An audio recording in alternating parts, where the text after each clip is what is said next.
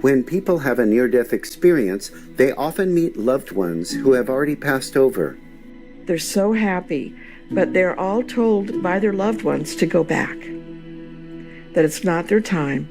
But the effect it has on the near-death experiencers who have that experience is such peace, because they know that they will be with their loved ones again. Discovering life's purpose through a near-death experience. Interview with Ms. Kimberly Clark Sharp, Part 2 of 3. Continue watching to find out more.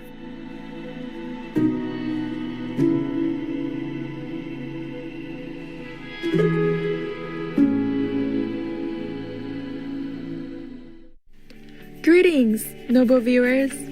I'm Vidya. Human life is a rare and treasured gift, and the warm-hearted people of Bhutan wish that you take care of yours with devotion. May God bless you.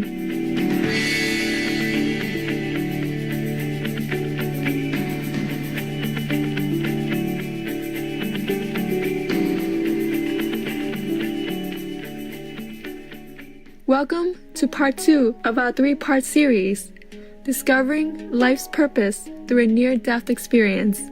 Interview with Miss Kimberly Clark Sharp.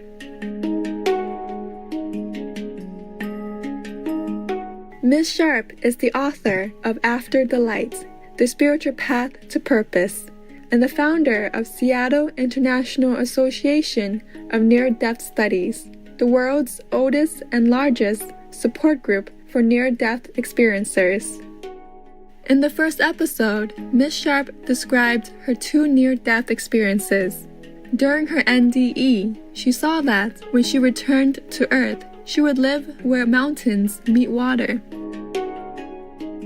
On today's show, Ms. Sharp explains some of the profound effects these near-death experiences had on her life. When I came back, nothing made sense. I had a very planned life in my hometown. I knew who I was going to marry. I knew I'd be finishing school. I knew I would be living close to my family. Everything was set. After my near-death experience, I didn't want any of it. I loved everyone still, but I had to find where mountains met water. And that was just crazy. And my family was hurt. My mom cried and cried and cried. But I knew I had to go. And eventually I found Seattle, Washington. It's exactly as I saw, where mountains met water. And since I got here, I have never applied for a job. Every single job I've had, I've been asked to apply for. And so it's been very easy, and it's been in the field of death and dying. So another after effect of my near-death experience is that I understood death so well, and I had no fear of it, so I could be around people dying or their families or loved ones and be very calming and very sincere. So that was a big change, because I'd been afraid of death before then, and now I have no fear at all. For a long time, I thought I was crazy because nothing made sense until I met someone else who had had a near-death experience. And because I was working in a healthcare facility for the University of Washington, I needed research, and this near-death experiences became my research, and it became my goal to help the world understand that these people aren't crazy. They've been given a great gift.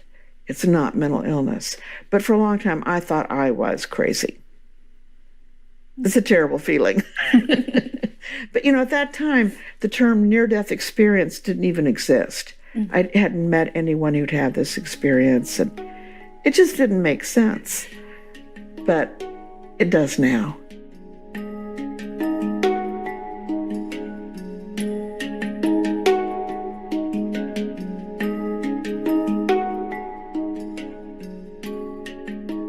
According to one study, about 70% of the people who have had a near-death experience report meeting the loved ones who have already passed over.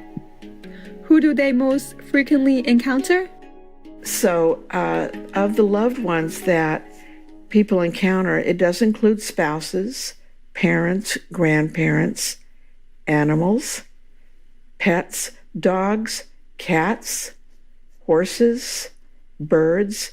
Anything loved by us can greet us on the other side. And how people feel is ecstatic. They're so happy, but they're all told by their loved ones to go back, that it's not their time. But the effect it has on the near-death experiencers who have that experience is such peace, because they know that they will be with their loved ones again. And so that ache and longing goes away. And they know that, at some point it will happen. And so that's a comfort that is precious. I have many, many stories about reunions with loved ones in a near-death experience, but one of the most heartfelt ones comes to mind. I met a woman who had taken care of a young man as a foster child. He had terrible physical problems. He could not take care of himself. He couldn't respond to her. He was in a special bed all the time. He couldn't talk. He didn't engage with her at all, but she loved him. She was drawn to him, and she took perfect care of him. And he died pretty young because of all of his disabilities, and she grieved him. Later on, years passed, she had a near-death experience, and she found herself in a heavenly place, and coming from a distance, running towards her was this boy. And he ran to her. They had a wonderful reunion, and he said, "I knew everything that you had done for me. I was aware of it, but I couldn't communicate. I was too impaired, and thank you so much, and your love saved my life. And I'm so happy to see you, but you have to go back." But here was someone, we wonder if we care about someone and we get nothing back, well, is it worth it? It is. Love, love, love. So even if we don't think that person loves us, love.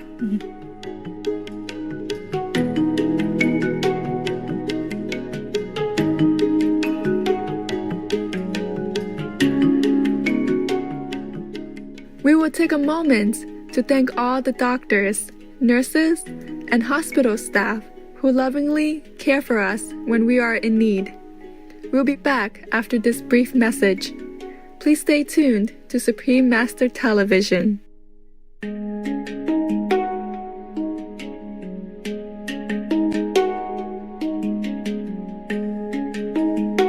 Welcome back to our program. When Miss Sharp returned to her body after her near-death experience, she discovered that she had been given a remarkable gift. I came back with an interesting gift, and that was the ability to see and sense things that are invisible to most people. So I was seeing angels, what we call angels. I was seeing some scary things that I call negative energy, but it's scary. I was seeing way too many dead people, often my own patients. So I worked on a critical care unit. One of my patients died. She was a single mom, no parents, but she had a 16-year-old son that was out in the waiting room. And I had to go out with the doctor and tell him that his mom had died. It's very sad.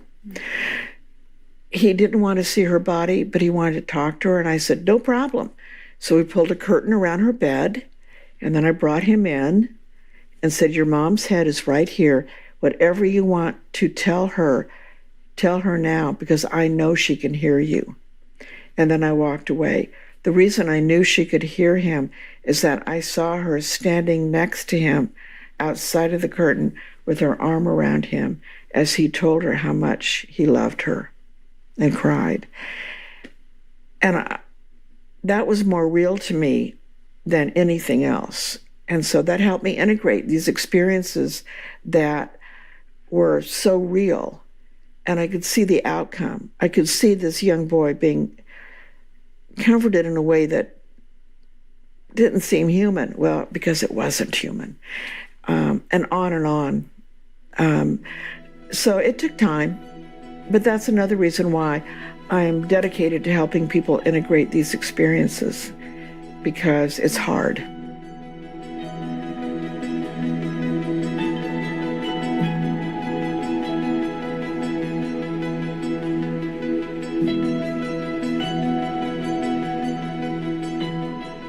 When people return to the bodies and the earth after a near-death experience, they often come back with a very different attitude towards their material possessions. Ms. Sharp shares the experience of 2 such people. More than one person that I have spent time with after a near-death experience has wanted to give away all of their earthly possessions, and it is a problem. One man was a lawyer in an affluent part of Seattle, and he wanted to quit his law practice, but still be a lawyer, but serve the poor without money, just give himself away. Well, his wife and 2 sons were very happy with their lifestyle, country club and nice vacations and nice cars, and they freaked out. So I suggest to people that they wait 1 year after their NDE and see how they feel. It takes, in my experience, about a year to settle down and reach a compromise. The lawyer that wanted to give everything away, he waited a year, and there was a compromise there. He worked part-time to earn money, so they didn't have as much money as they did. And then he worked part-time, what's called pro bono, as a lawyer serving the poor. So the woman that wanted to give away all of her possessions wound up working as a volunteer for people who had no possessions. And she would help them find things that they needed, blankets, food, whatever. She served the poor without depriving her family of their household goods. She did want to give away everything, though. She wanted to just go out and hand things away. She didn't care about the material at all, which is very, very common after a near-death experience.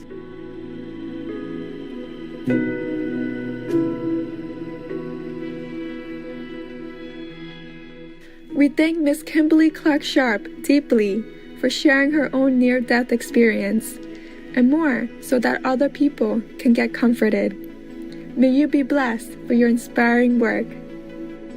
For more information about Ms. Kimberly Clark Sharp's work, please visit seattleiands.org. Precious viewers, thank you for your company today.